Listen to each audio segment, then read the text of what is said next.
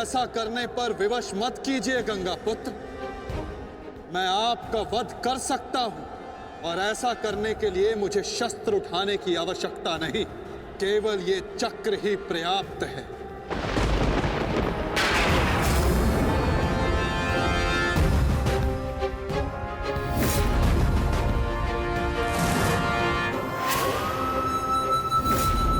गंगा पुत्र देवव्रत, मैं इस समय ना मनुष्य वासुदेव, ना ही मैं यदुवंशी कृष्ण, मैं इस समय केवल गुरु श्रेष्ठ हूं।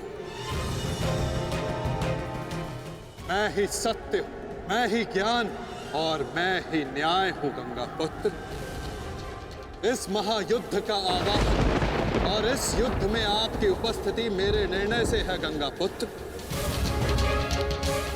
आपका जीवन मेरे निर्णय, मेरी इच्छा से था, और अब आपकी मृत्यु मेरे अधीन है।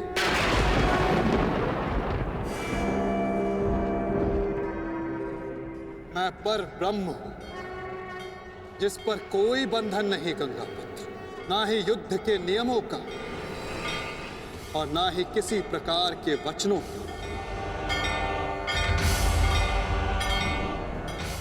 आपके अंत के लिए शस्त्र ना उठाने की प्रतिज्ञा को तोड़कर मैं आपका वध करूंगा गंगा पुत्र।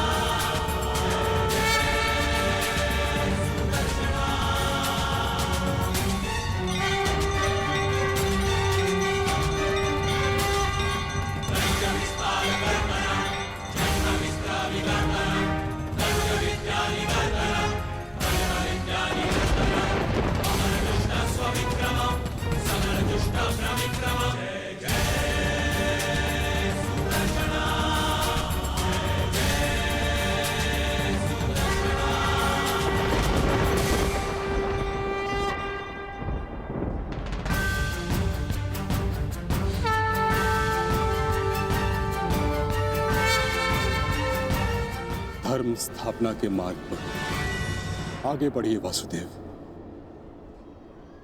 अंत कर दीजिए मेरे इस जीवन का।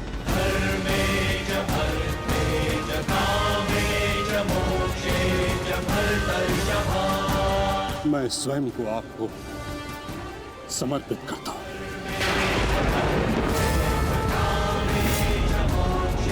क्योंकि ना तो पांडव मेरे प्राण लेने में सक्षम है और ना ही मैं उन्हें मार पाऊंगा। मैंने सदैव धर्म का पालन किया, कभी अधर्म नहीं किया। यदि कोई अधर्म हुआ तो केवल ये कि मैंने आपको प्रतिज्ञा तोड़ने पर विवश किया। यदि आपको ऐसा लगता है कि आपने कोई अधर्म नहीं किया, तो यह आपकी सबसे बड़ी भूल है गंगा पुत्र। अवश्य आपने सदैव धर्म का पालन किया गंगा पुत्र, किंतु केवल अपने लिए, अपने वचनों के लिए, और यही आपका सबसे बड़ा अधर्म है। क्योंकि जिसके पास शक्ति हो उसे स्वयं के लिए नहीं, संसार के लिए उत्तरदायी होना चाहिए, और जो आप नहीं हो पाए गंगा पुत्र।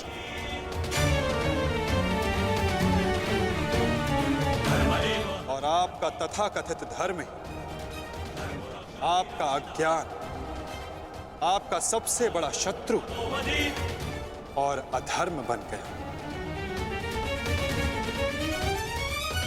किंतु वासुदेव, मैंने तो सदैव वही किया जो मेरी अंतरात्मा ने कहा। तो क्या इस धर्म युद्ध में अधर्म के पक्ष से लड़ने की अनुमति भी आपको आपकी अंतरात्मा ने दी गंगा पुत्र? भरी सभा में द्यूत में होते छल को देख मौन रहने की अनुमति क्या आपको आपकी अंतरात्मा ने दी थी गंगापुत्र? कुल वधू का वस्त्र हरण होते समय शस्त्र उठाने के लिए क्या आपको आपकी अंतरात्मा ने रोका था गंगापुत्र?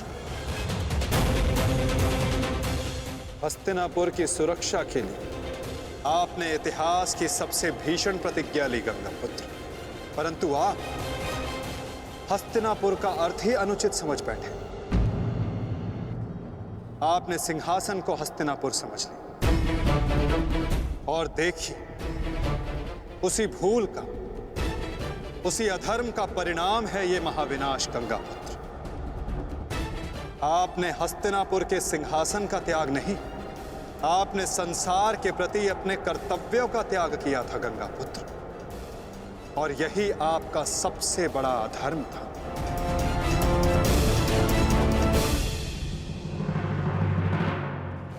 परिवर्तन ही संसार का नियम है गंगापुत्र, और संसार के कल्याण और उत्थान के लिए ऋतुएं भी स्वयं को परिवर्तित करती हैं, परंतु आपने परिवर्तन को नहीं स्वीकारा।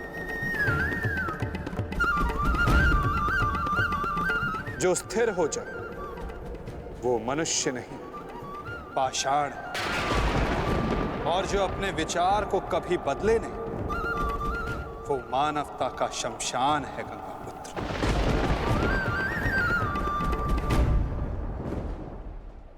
अपने कर्म के प्रति सजग ना रहना सबसे बड़ा अधर्म होता जो आपने किया गंगापुत्र, और यही इस महायुद्ध, इस महाभारत के होने का कारण बना।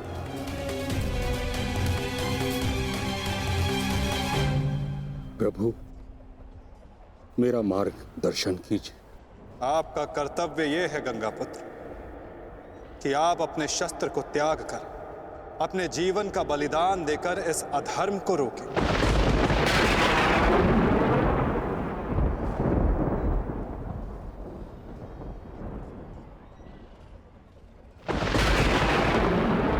ठीक कहा वासुदेव।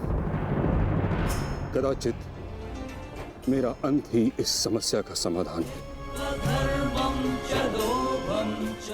आज जबकि मुझे अपनी भूल का भान हो गया है, मैं अपना प्रारब्ध स्वीकार करने के लिए तैयार हूं।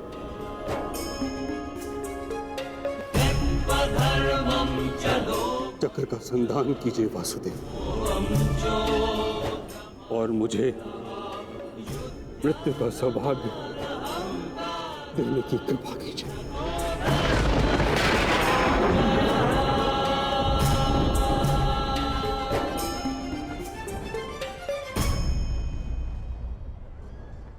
ठीक है, यदि आपकी इच्छा ये मृत्यु पाने की है तो मैं अपनी प्रतिज्ञा को तोड़कर तुम्हें मुक्त करता हूं गंगापुत्र।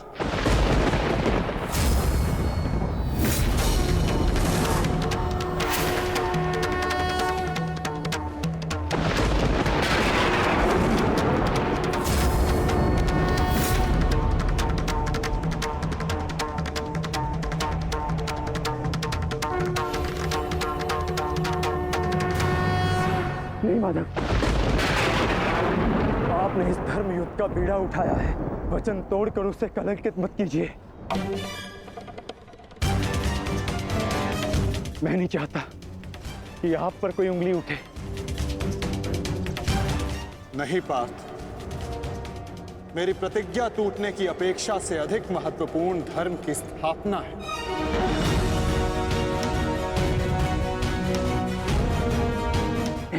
नहीं माता, नहीं।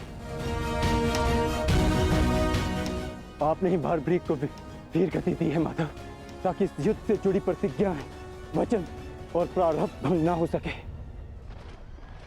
तो क्या आप स्वयं इसे तोड़ देंगे?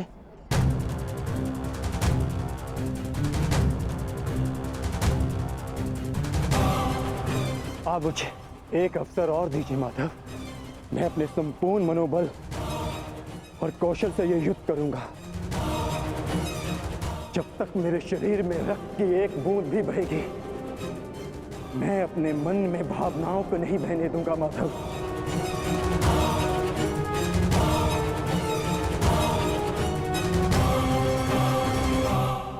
मैं पितामह का अंत करूंगा, अंत करूंगा, अंत करूंगा, अंत करूंगा।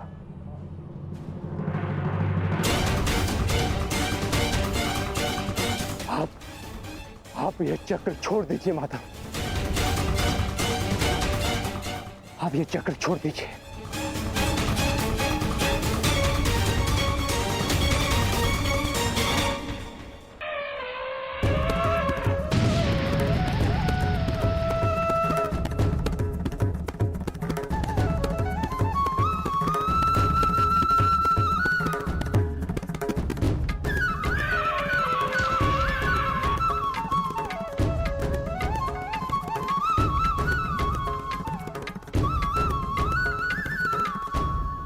उठो पार्थ।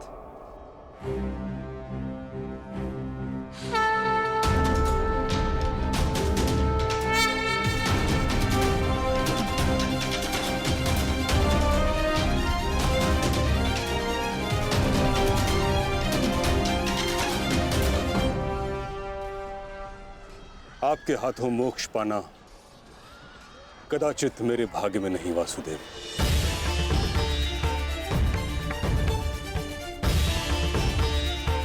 नहीं गंगा पुत्र, आपका वध करना मेरा प्रारब्ध ही नहीं था, अर्जुन का प्रारब्ध है। और मैंने ये चक्र संधान केवल इसलिए किया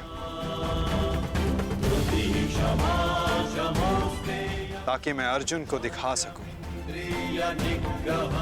कि आपका भी वध करना असंभव नहीं।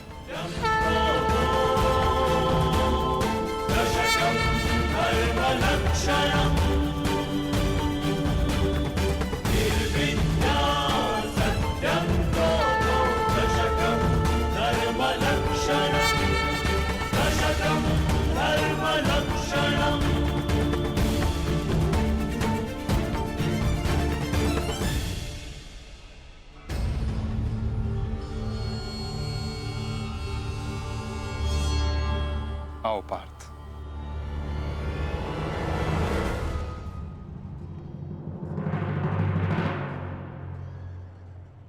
पुत्र अर्जुन, युद्ध आरंभ करें। मैं सज्ज हूं पितामह।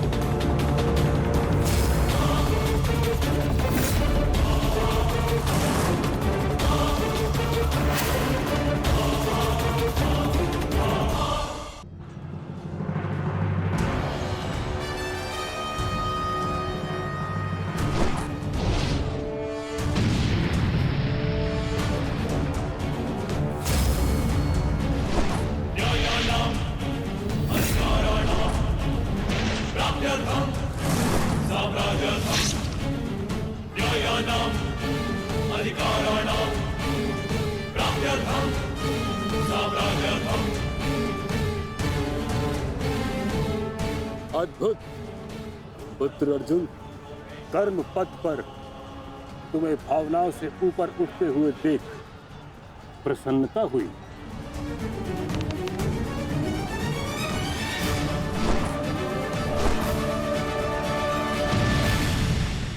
जब तक महामहिम के हाथ में शस्त्र हैं, उनके प्रहार की धारा कोई नहीं रोक सकता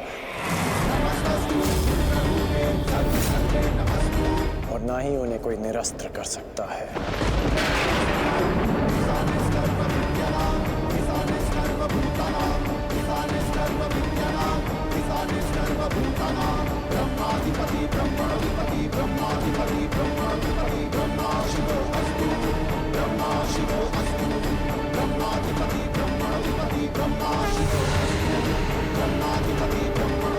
तुम्हारी तपस्या सफल हो गई बालिका।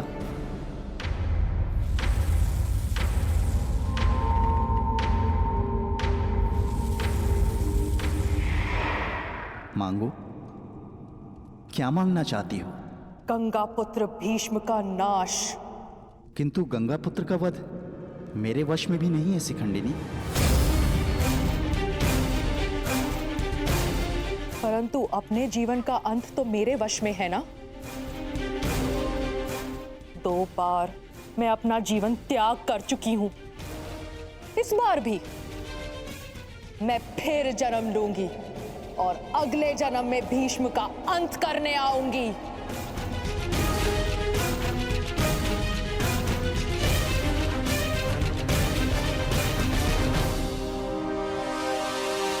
रुको बालिका,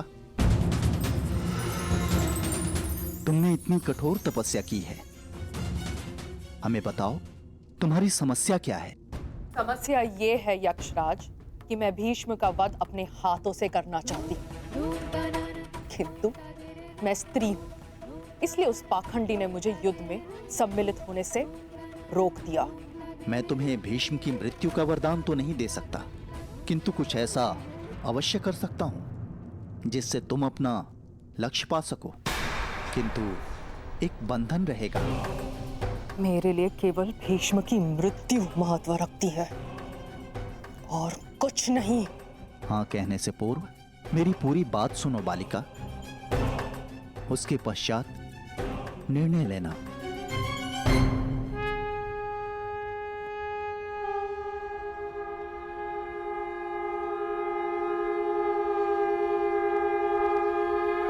पुत्र अर्जुन, आज तुम कुशलता पूर्वक लड़े, परंतु मेरे वध के लिए यह पर्याप्त नहीं।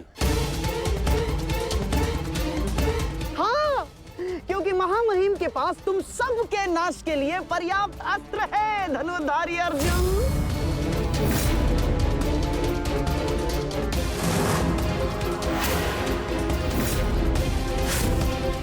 शीघ्र तुम सब इस संसार का त्याग करोगे और आप वासुदेव, आप तो इन सब के मार्गदर्शक है ना, तो बताइए आपके पास महामहिम के कौशल का कोई तोड़ है?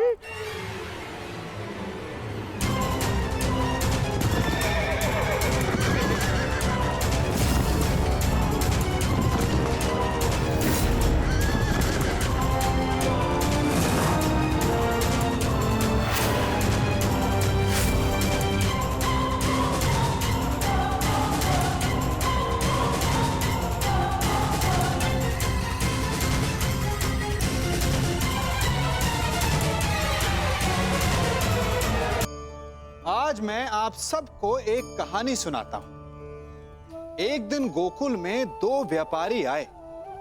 एक व्यापारी शहद का था, बड़ा मीठा शहद था उसका, परंतु वो गोकुल में टिक नहीं पाया। उसके व्यापार ने घाटा खाया और शीघ्र ही वो गोकुल छोड़कर चला गया। और दूसरा व्यापारी मिर्च का था। पहले दिन वो 1 पोटली लाया और दूसरे ही दिन वो पूरी बैलगाड़ी भर कर लाया और धीरे धीरे पूरी मथुरा में उसकी धाक जम गई। मुझे बड़ा आश्चर्य हुआ, तो मैंने बाबा से पूछा कि ऐसा क्यों कि एक मीठे शहद का व्यापारी कंगाल हो गया और एक मिर्च का व्यापारी धीरे धीरे नगर सेठ बन गया। बाबा मुस्कुराए और उन्होंने कहा कि मीठी बोली बोलने वाले की तीखी मिर्च भी बिक जाती है और जो कड़वी बोली बोलता है उसका मीठा शहद भी नहीं बिकता। वाह, कितने उत्तम विचार हैं उनके, और उचित ही है। मनुष्य अपने जीवन में सदैव अपने वचनों से उठता है और अपने वचनों से ही गिरता है। इसलिए अपने जीवन में सदैव मीठी बोली बोलने का प्रयास कीजिए, आपका जीवन सरल हो जाएगा।